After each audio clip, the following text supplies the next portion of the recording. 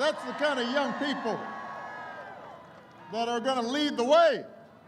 Oh, I am excited. Thank you for arranging for good weather.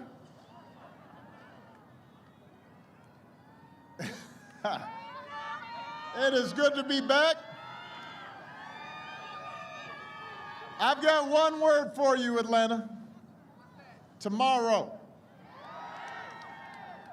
Tomorrow, after 4 years of failure, you have the power to change America.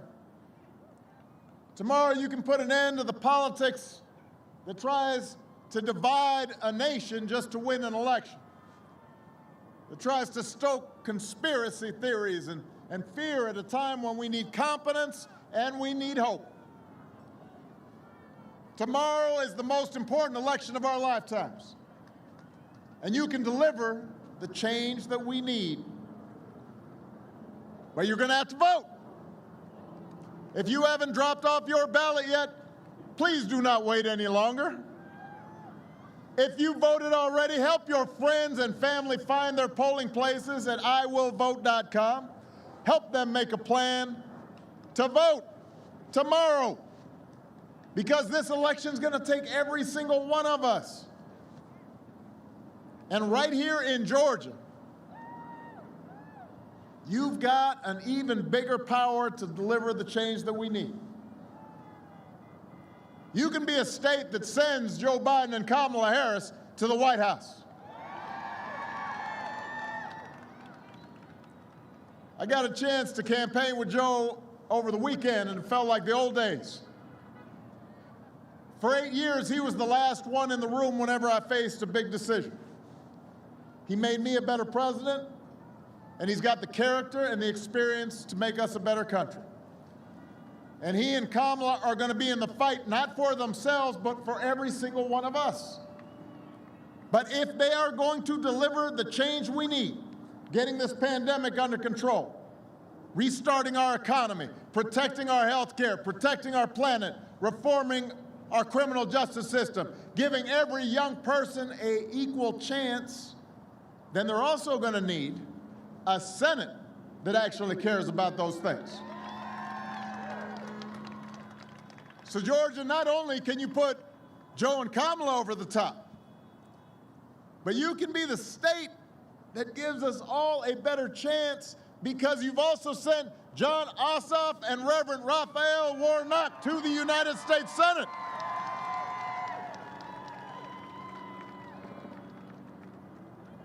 Yeah, I didn't originally plan to come to Georgia. You know, you see all this gray hair I got? You know, it still looks good, you said? All right. I'll let Michelle know. But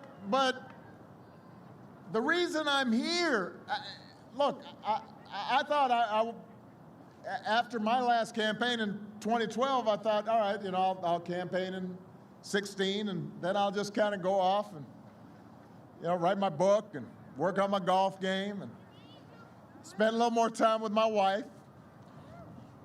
Things didn't work out the way we expected because we weren't focused. Each one of us didn't do everything we needed to do. And so in this election, when I got a call and said, look, Georgia could be the state. Georgia could be the place where we put this country back on track, and not just because Joe Biden and Kamala Harris have a chance to win Georgia, but you've got the chance to flip 2 Senate seats. I said, well, I got to go. I got to come. I told Michelle, I'm sorry, baby. I got to go to Georgia. This is a big deal. You have 2 extraordinary candidates in John and the Reverend who deserve your vote. And let's face it, you've also got 2 senators who badly need to be replaced.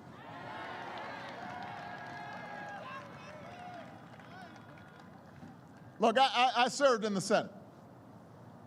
I remember when we used to get briefings in the Senate for threats, including the kinds of briefings that your two current senators got about COVID-19. They got briefed. You know, you go into this room and it's all top secret and you got to kind of close everything off, and you know, you can't take anything out of the briefing room because this is part of your responsibility as a public servant. And the point of these briefings is so that you can take quick action to protect the American people before it's too late. That's why the Senate gets these special briefings, to serve the interests of the people who have sent you to Washington, to serve their interests before your own. When I heard that your two senators here in Georgia, and understand what I'm about to say now is not a partisan statement. I'd be just as hard if I heard a Democrat was doing this. Your two senators publicly were telling you that the virus would be no big deal. But behind closed doors, they were making a bunch of moves in the stock market to try to make sure their portfolios were protected instead of making sure you were protected. Man, that's shady. That ain't right. They downplayed the pandemic in public, and in private, they're trying to see if they can profit from it, both of them. Not just one of them, both of them. They're like Batman and Robin gone bad.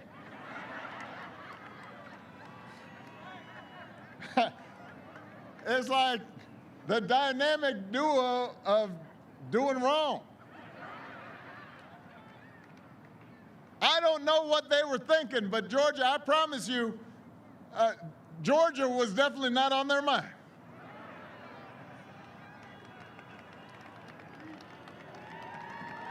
It was not. And what's the result of betraying the public's trust? 230,000 Americans are dead. More than 100,000 small businesses have closed. Almost 200,000 jobs are gone in Georgia alone. If President Trump and your senators had been focused on COVID from the beginning instead of their portfolios or their TV ratings, cases wouldn't be reaching new record highs across the country just this week. 9 months into the pandemic, America just had the single worst week of new cases. Think about that. All the people who voluntarily quarantined, all the folks who've been working at home, all the mothers and fathers who've been looking after their children at home, trying to keep everybody safe. And after all that, we saw the worst week because we had people like your two senators who were not taking it seriously. We had a president who was pretending it was just like a bad flu. And now Trump's chief of staff finally admits what we've known all along. He was quoted just a few days ago. He said, "We're not going to control the pandemic." Well, yeah, we noticed. You definitely are not. But you know what? Joe Biden and Kamala Harris can get on top of this pandemic. And if we've got two new senators from Georgia, we can have a government that's making that happen.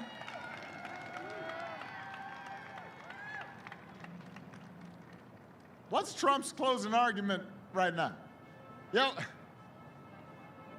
last night on his COVID spreader tour, he's going around spreading COVID. He's like a carrier, because he cares more about having big crowds than he does about keeping people safe. He told his supporters, don't tell anybody, but he's going to fire Dr. Fauci after the election. Don't boo. Vote. We had signs up a couple days ago, it was Halloween, and said, had had a ghost on there that said, don't boo, vote. Come on. So just in case you were worried that Trump had been taking COVID too seriously, he's stated publicly he's going to fire the one person in the administration, a carryover, was also the president when I was in there, helped me deal with Ebola and H1N1, was one of the people who was at the front lines of dealing with HIV/AIDS, one of the world's leading experts on infectious disease, one of the few people in this administration who's been taking this seriously all along. And what did he say? His second-term plan is to fire that guy. I mean, they've already said they're not going to contain the pandemic. Now they want to fire the one person who could actually help them contain the pandemic.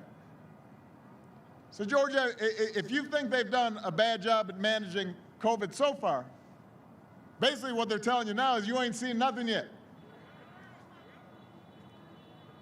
Trump's saying he might, in this election, he's been saying he might declare victory before all the votes have been counted.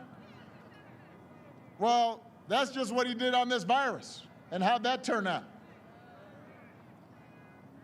Listen, America deserves better than this. Georgia, you deserve better than this. You really do. And here's the good news. Tomorrow you can choose something better. Tomorrow you can send John Ossoff and Reverend Warnock to the United States Senate. And they can team up with Joe Biden and Kamala Harris and get on top of this crisis.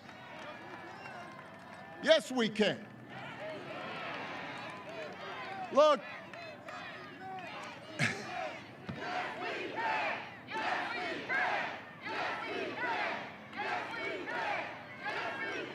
let me just in case you're unfamiliar with the track record of the two outstanding candidates for Senate that you've heard from. John Ossoff's life has prepared him to serve as your senator. He learned about public service from my dear friend, one of my lifelong heroes, John Lewis. He's dedicated his career to fighting injustice. He knows we need a new Voting Rights Act that makes sure every Georgian is treated equally under the law, that makes sure every Georgian can exercise the right to vote, that people like John Lewis bled for.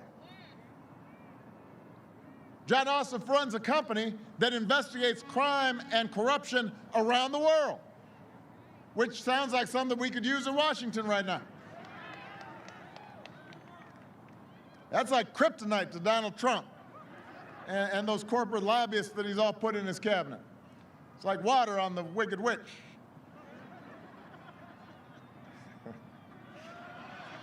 You remember?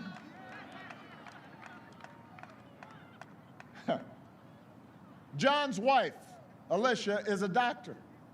She delivers babies. And like so many doctors who've been risking their lives to save others, so many nurses and healthcare workers on the front lines, Alicia's been putting herself at risk. So you know that John's not going to go around accusing doctors of trying to profit from the pandemic. You heard that's what Trump said, right? He said, well, doctors are exaggerating this because they just want to make more money. These doctors, these nurses, these healthcare workers, they are in there, they are exposing themselves to this disease. They are more at risk than anybody. And John Ossoff understands that because he's seeing it in his own family. He's going to listen to the experts and work with Joe Biden to get this pandemic under control, with a plan to make testing and vaccines free for every American, and make sure our frontline heroes never have to ask other countries for the equipment they need, because it's going to be here, right there, ready for American workers. And you know the other thing John's going to do is he's going to protect your health care. There have been more than 9 million cases of COVID-19 in America. And even for folks who get better, your insurer could still consider COVID-19 a pre-existing condition, which means you might not be able to get insurance next time. if the protections that we put in place 10 years ago with the Affordable Care Act were eliminated. Republicans love to say right before an election they're going to protect your pre-existing conditions. Listen, with the Affordable Care Act, Joe Biden and I actually did it 10 years ago. Those protections are already in place. We required insurers to cover your pre-existing conditions. And since then, Republicans have tried to repeal or undermine the Affordable Care Act more than 60 times. They've promised, don't worry, after we repeal it, we're going to replace it with a really wonderful plan. Every 2 weeks for 10 years, they've been promising a new plan. Have you seen this new plan? I haven't either. Nobody's seen it. You know why? Because they don't have a new plan. They've just attacked the Affordable Care Act at every turn, and in the process, driven up costs, driven up the uninsured. Now they're in the Supreme Court trying to get the Supreme Court to take your health care away in the middle of a pandemic.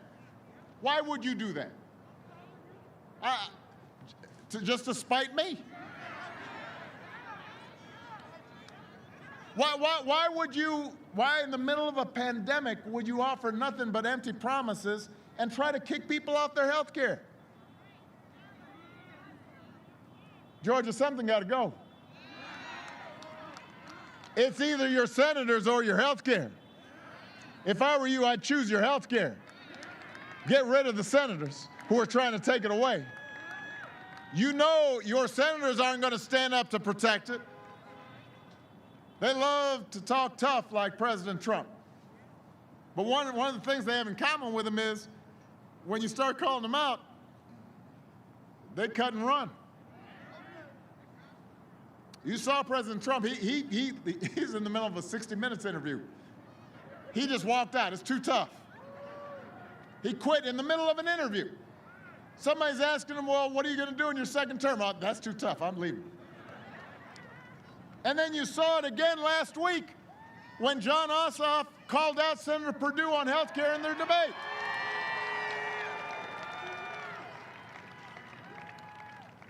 Perdue was like one of those chickens.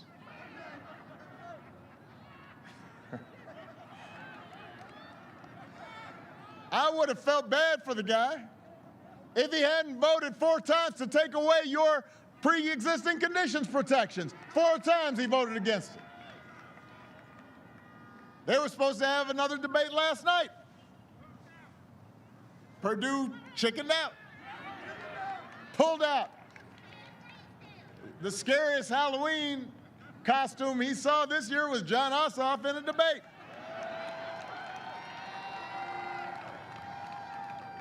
But let me tell you what's really scary, Georgia. Republicans threatening to end pre-existing conditions protections for 100 million people in the middle of a pandemic. That is scary. And you have the power to do something about it. John Ossoff and Joe Biden will protect your health care. They will expand Medicare. They will make insurance more affordable for everyone. And so will Reverend Raphael Warnock. Let me talk about the good Reverend right now. I won't preach, but I will offer testimony.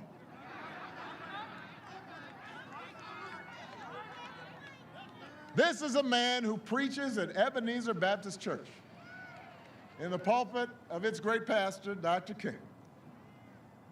He's read the Gospels, and they might not have known about pre-existing conditions back then, but the Reverend will tell you Jesus spent time healing the sick, caring for the poor. And when Georgia Republicans fought against expanding Medicaid to cover hundreds of thousands of your fellow Georgians, Reverend Warnock followed the example of John Lewis and got himself arrested, getting into good trouble. Reverend Warnock's life prepared him to live in service to others. He doesn't just talk the talk, he walks the walk. Here's a man who grew up in public housing in Savannah with 11 brothers and sisters.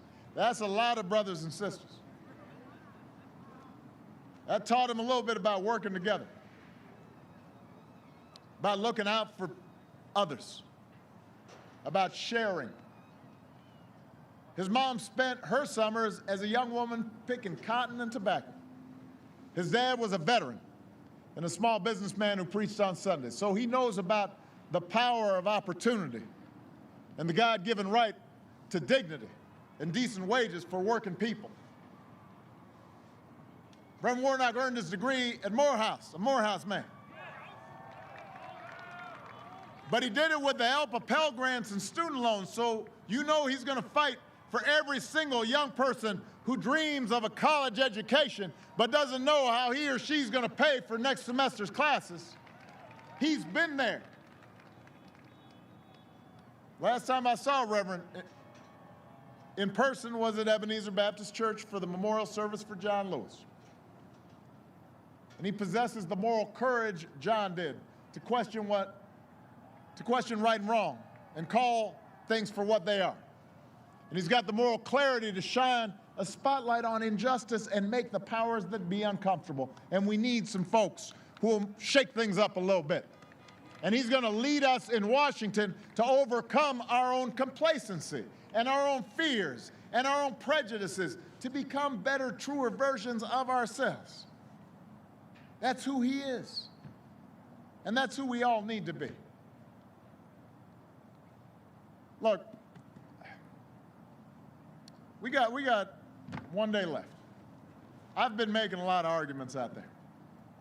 Some of them should be obvious. And yet I know that there's still people out there who aren't voting.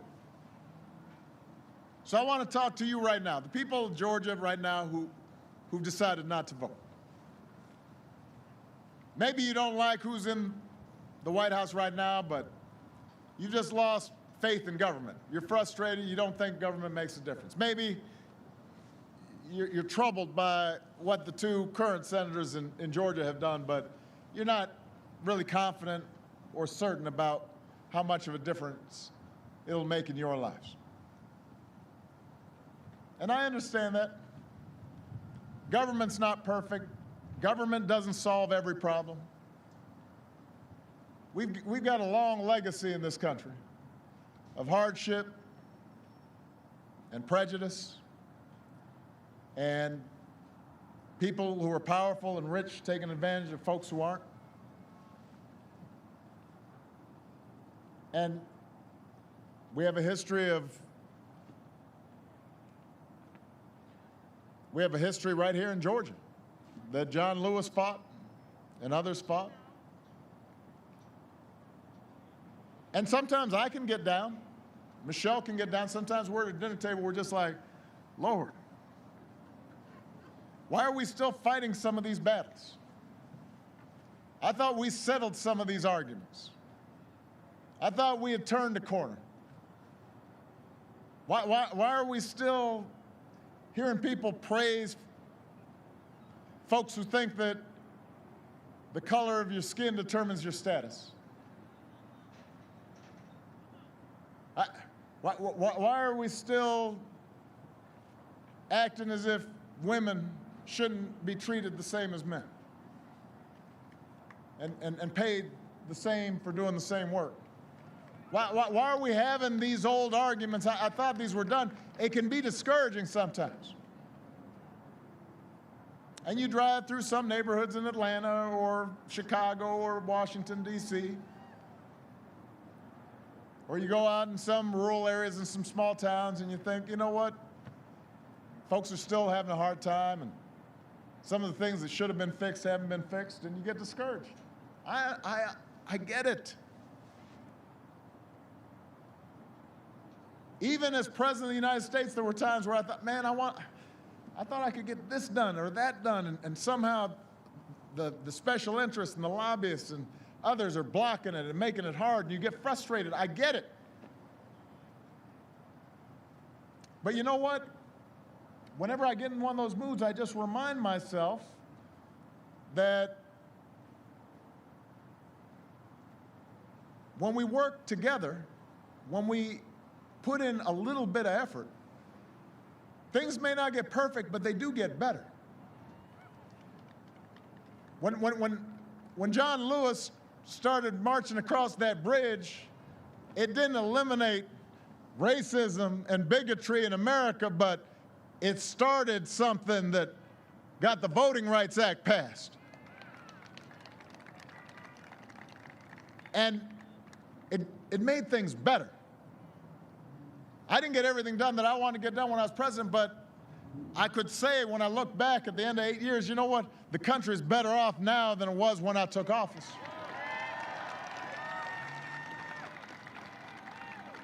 20-some million people have health care that didn't have it before. That's a good thing. Children that were in poverty have been lifted up out of poverty. Not all of them, but some of them.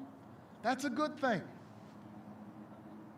Maybe this next generation came up and saw that, black and white can work together, that we don't have to be at odds, that we can treat each other with dignity and respect, that we don't have to be scared of each other, but should reach out to each other.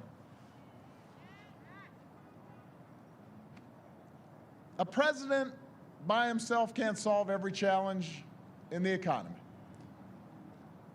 But if we elect people like Joe Biden and Kamala Harris, if we elect Reverend Warnock and John Ossoff, who are focused on working people and getting you the help that you need, it can make a difference for thousands of people and 10,000s of people, 100, maybe a few million people might be better off. A president by himself can't eliminate all racial bias in our criminal justice system, but if we elect district attorneys and state's attorneys and sheriffs who are focused on equality and justice, it can make things better.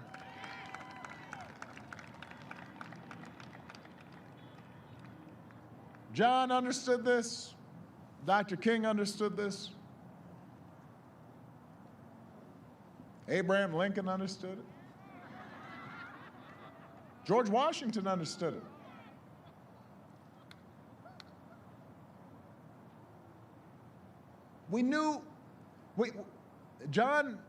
I remember talking to John Lewis right before he passed. And we talked about all these young people who would come out to start this wave of marches, nonviolent, peaceful protests all across the country. And we talked about how this younger generation, they don't have to choose between protest and politics. If we're going to translate our aspirations into laws and practices, we've got to engage in both. There's nothing un-American about protest. This country was founded on protesting against injustice. That's what the American Revolution was about. John ran for office all those years and kept protesting even while he was in office because he understood they're two sides of the same coin. It's us acting on behalf of our highest aspirations, even though we know we won't get there. We're never going to get all the way to the promised land, but we can help lay the path for future generations to get there. That's what public service should be about. That's what citizenship should be about. That's what voting is about. Not making things perfect, but making things better. Laying that path, brick by brick, to a better future. Putting us on track so that a generation from now, 2 generations from now, 3 generations from now, we can look back and we can say, that was a moment when we turned towards our better angels, toward our better impulses, where we started to pull together as a nation instead of being riven apart. And the fact that we don't get 100% of what we want is not a good reason not to vote. We got to keep at it. Typically just over 50% of us vote. Think about that. Almost half the people who are eligible typically do not vote. And yes, part of this is because folks make it hard to vote. Your governor right here in Georgia seems to make it his job to come up with ways to make it as hard as possible for some Georgians to vote. These folks sure are scared of folks voting, aren't they? Think about that. If you've decided you don't want to vote, don't you wonder why it is that the folks in power are so worried about you voting? There must be a reason why they try to make it hard for you to vote. It's because they know if you vote, things change. The answer is not to stay home, it's to turn out like never before and show them what's in your heart. Show them the spirit of community. Imagine if 60% of us voted. Imagine if 70% of us voted, not 100%, just 70%. Imagine January 20th when we swear in President Biden and Vice President Harris, and Reverend Warnock and John Ossoff are in the United States Senate. Imagine having leaders in office who have a plan to get us out of this mess and who care about working Americans and have a plan to help you start getting ahead, who believe in science and have a plan to protect this planet for our kids, who believe in racial equality and are willing to do the work to bring us closer to an America where no matter what you look like or where you come from or who you love or how much money you got, everybody's treated with dignity. Everybody's treated with respect. Everybody, if they're willing to work hard, has a chance to make it. Imagine having public officials who abide by the values our mamas and our grandmas and our grandpas taught us. Being honest, being responsible, working hard, looking after those who can't look after themselves, showing compassion, believing in justice. All that is possible. All that is within our reach. And the reason I know it is because I've seen it all across the country. Every time I've gotten discouraged over these last 4 years, whenever I've seen our worst impulses revealed, I've also seen America at its best. I've seen folks of every age and background look out for other people, packing cities and town squares so that families wouldn't be separated, rallying so that another classroom won't get shot up, proclaiming that we need to do something to make sure our kids won't grow up in an uninhabitable planet. We have seen healthcare workers risk their lives daily to save somebody else's loved ones. We've seen people contribute and volunteer, bring food to neighbors, help out the elderly who are alone, who are having an especially hard time right now. We've seen Americans of all races join together to declare in the face of injustice and brutality that Black lives matter. No more, but no less. That we don't want anybody feeling superior or better than anybody else. We just want everybody to treat each other with common decency and respect. That's all we want, just basic fairness, so that no child in this country should feel the continuing sting of racism and that they're judged by the content of their character.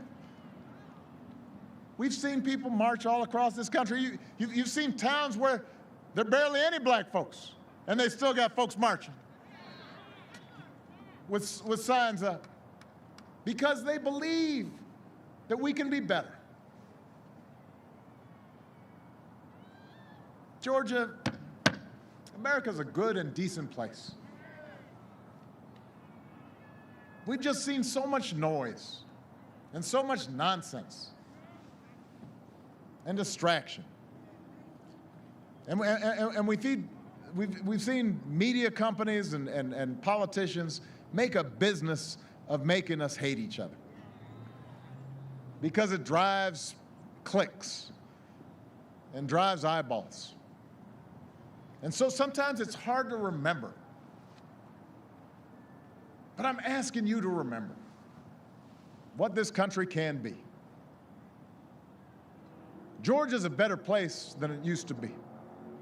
There used to be a lot of violence and cruelty in this place.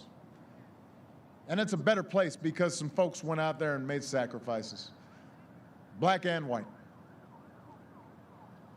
And America, it's a better place than it used to be. But it can be better now. But you've got to do the work. It's all up to you now. I'm asking you in your ability to believe in John Ossoff and Reverend Warnock and Joe Biden and Kamala Harris, but most importantly, your collective ability to get us out of these dark times and help us build back better. I'm asking you to believe in your ability to change America. We can't abandon the Americans who are hurting right now. We can't abandon the young people who aren't getting the education they deserve right now. We can't abandon those young people who are out there who inspired us this summer. We got to channel their activism into action. We can't just imagine a better future. We got to fight for it. If you haven't voted yet, go out and vote. It's not that much to ask. Go out there and vote. Do this basic thing that can make America better. Tomorrow, we can choose to protect health care for our families. Tomorrow, we can rebuild an economy that rewards working Americans and not just the wealthy of us. Tomorrow, we can elect leaders who reflect our best instincts and not our worst. Tomorrow, we can choose hope over fear and unity over division. The promise of change over the power of the status quo. And if we do, Georgia, if we vote like our lives depend on it, because they do, we will elect John Ossoff and Reverend Warnock to the United States Senate. We will send Joe Biden and Kamala Harris to the White House. And we will leave no doubt about who we are and what this country stands for. Honk if you're ready to go. Honk if you're fired up. Georgia, let's do this. Let's go out there and show that we believe. God bless you. God bless the United States of America.